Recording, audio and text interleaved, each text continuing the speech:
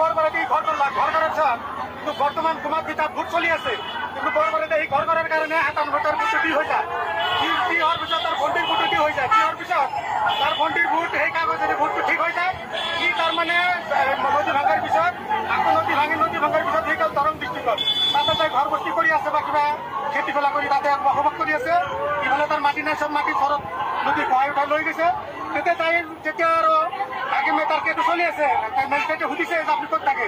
এই মানুহটো কৈছে যে আমি দৰং ডিস্ট্ৰিক্টত থাকো আমি পৰিয়ালটো লৈ তাতে কিবা মই অভিযোগ কৰি আছো সেইকাৰণে এই কেছটো তাৰ বেয়া কৰি ফেলছে সেইকাৰণে